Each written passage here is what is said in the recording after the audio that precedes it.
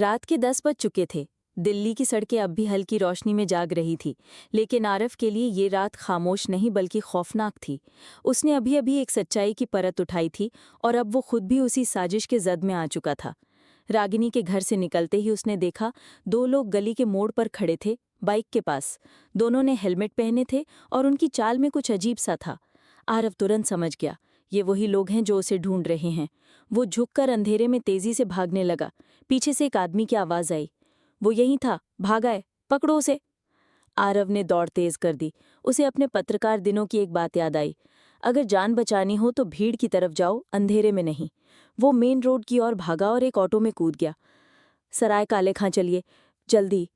Auto वाला कुछ समझ नहीं पाया, लेकिन उसने रफ्तार बढ़ा दी।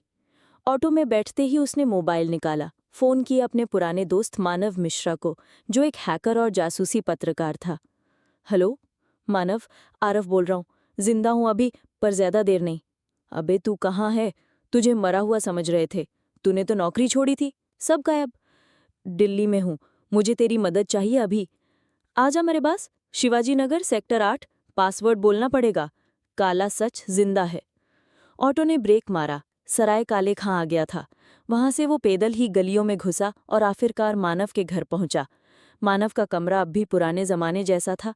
कंप्यूटर स्क्रीन की नीली रोशनी, तारों का जाल और खाली मैगी के पैकेट। तेरे पास कुछ बड़ा है ना? मानव ने कहा। आरव ने पेन ड्राइव दी। मानव ने फाइल्स खोली और एक एक करके दस्तावेजों को पढ़ने लगा। उसकी आंखें फैलती जा रही थीं। ये तो बायोटेक घोटाले का पूरा रिकॉर्ड है। इन लोगों ने सरकार के साथ मिलकर एक फर्जी दवा का ट्रायल करवाया था, सैकड़ों गरीबों पर, बिना उनकी जानकारी के। आरव चुपचाप सुनता रहा। और देखिए, मानव ने स्क्रीन पर एक नाम दिखाया, doctor Vedant Chaudhary, ministry of health. Aarav की सांस अटक गई। डॉक्टर वेदांत, वही आदमी जो उसके पिता के करीबी दोस्त थे, वही व्यक्ति जिसने उसकी मां की मौत के बाद उसकी देखभाल की थी। नहीं, ये झूठ हो सकता है। वेदांत अंकल ऐसा नहीं कर सकते। मानव ने गहरी नजरों से कहा, सच में सबसे खतरनाक बात यही होती है, जब वो उन लोगों से निकलता है जिन पर हम सबसे ज्यादा भरोसा करते हैं।